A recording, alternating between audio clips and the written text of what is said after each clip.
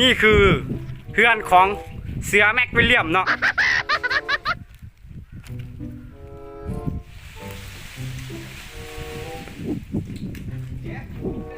นี่กับแมนแกงของเสือคำพานนะสัน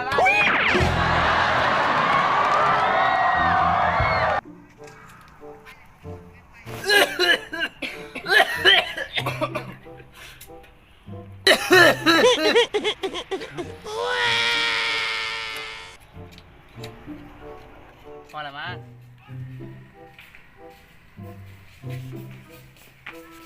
ไปประตูโอ้ยเบิ้งนี่ตัวอะไรมันไข่โอ้ย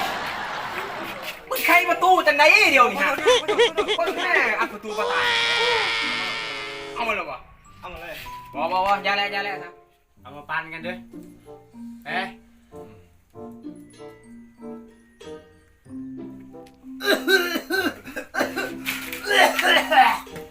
โอ้แม่งของมันดีจริงๆเว้ยยาฮูไอ้แหวงได้แล้วพวกบักแม่นยังเว้ยเฮ้ยเจ้าใจเอ้าสิไปบุกอันเพื่อนบอกแม็กวิลเลียมมาแรงมีแผนการอะไรบอกคนหนามาปรึกษากันมาดิลงไปบอกกันเลยลงไป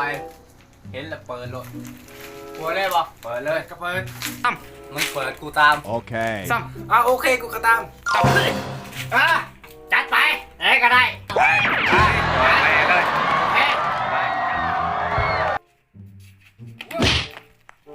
เรื่องกูว่าโยนขนาดได้ยินข่าวว่าแกงมะขามพันยังมีเหลือคำเผาห่วยแกงมะขามพานไซวะเดี๋ยวนี้พวกขี้ยาเด้ห่วยกระเดี่ยวน้ำบะลมกันมึงดูมันเป็นไรวะเดี๋ยวนี้ห่วยแกงมะขามพานมันอยู่บ้านได้วะเดี๋ยวนี้โอ้ยแกงเดียวบ้านเดียวกันกับเฮาแล้วเด็ดได้อันเด้อันเนี้ยนะก็ร่วมกันนานกันไปตีอยู่เซ่ไปยังไปเหลียวเอาไปตีเอาเลยไปยังไปเลยบ่เอาไปเลยไปบ่ไปก็ไปตีห่วยกินเล็กกินลางมาใส่ว่าแกงมะขามพานขี้ยาบ่ไปเลยเอาเลยเนาะเอาเลยมึงเปิดกูกระตามถนนตี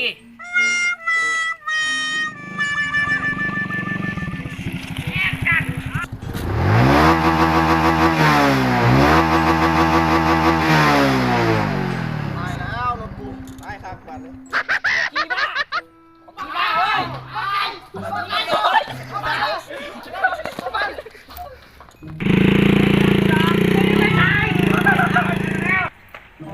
มันจะไอ้พวกที่พ่อ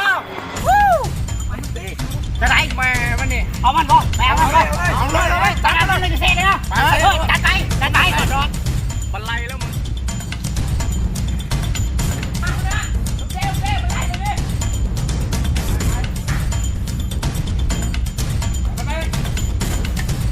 เอาตีมอนี่กันโอ้ยนั่งเกี่ยวเว้ย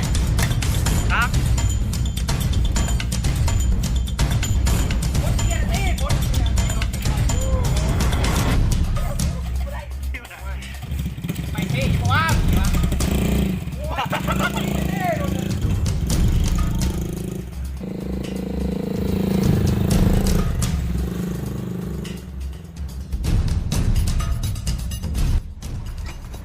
แกงแม็กวิลเลียม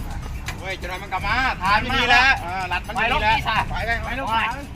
ไปดิมันสิเกามันใส่ให้มันเอามาตายเลยมาแล้วเนี่ยเอามาตายถามมันเลยเอาหนูคาตีโหลดบวกแม็กโอ้ยหยุด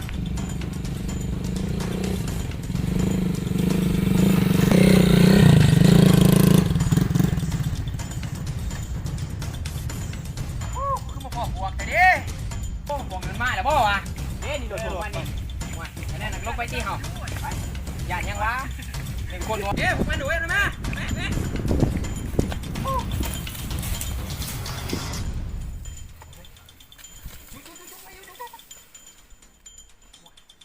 ไว้บ่อยมันคือมาลายเนี่ย4-3ไว้โอ้ยมันจะพอขี่หมาที่เก้าแค่นี้นะขี่หมาที่เก้ากูเสียมั้งโอ้บอกกันกูมีเอาวอกเอาเนี่ยกี่ดีกูถือมาบ่มึงอ่ะยังเลยไว้อยู่วันนี้ตัดงับไปทางไหนปักเสือดำเสื อดำเก็บเองหมดเสือดำเสือแดงกูเอาเองเสือแดงไว้บอกเสือแดงเราเอาเสือแดงตัวนั้นเด้อมันใหญ่ไอ้มันใหญ่ยานะยาใหญ่แม่ตายตัวตายมาขาดยาเอาเลยนี่สาวไปจ้ะ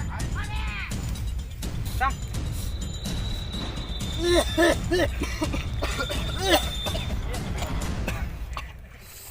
ของนั้นนี่เว้ยเช็ดเลย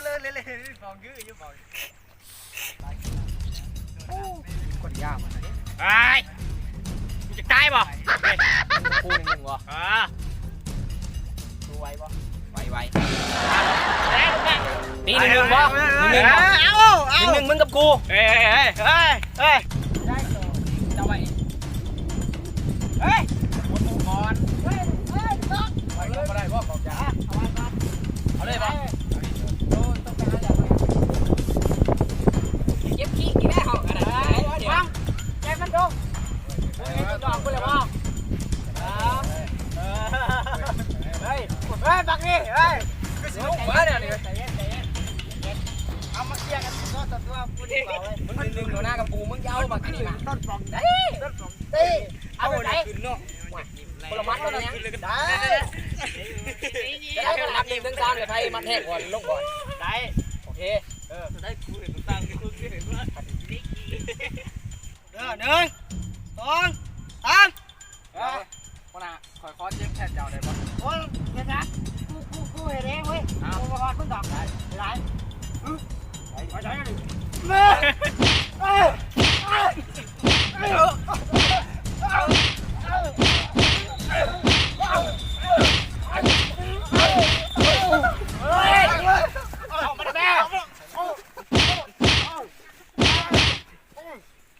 หยุดห่วยคุณหนาเขายังแผลมันอยู่ยังวะ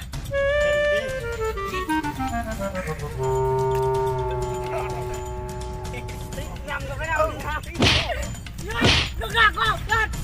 ยุดอีต้นแน่ไว้ลูกมันจะมีลูกมีโบมีไงกัน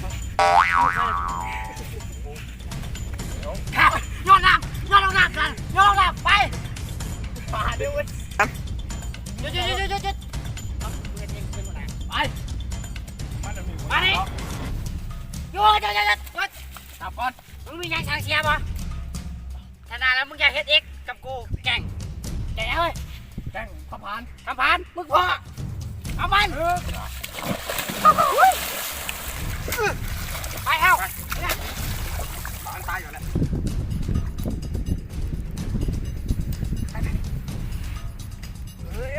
แล้วขวานี่มาด่ากูไปเด็ดหวาน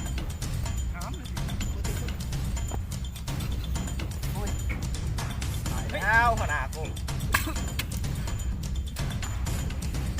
ขึ้นให้ดูนะพวกกูเนี่ยกูมึงตายเลยหาด้วยยับตีหน้าบนนีปลากูหาเกินมาเนาะกับเพื่อนๆทุกคนเนาะที่ทับส้มกีพ่อกะเนาะคันมากกะกดไลค์เนาะคันเจ้าแค่กะกดใจกดแซ่เนาะ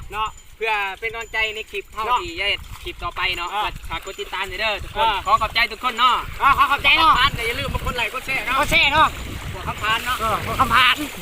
เล่นน้ำที่ห้องมาดิเล่นน้ำพ่อดิแม่เลยแม่ว่าเล่นน้ำนะ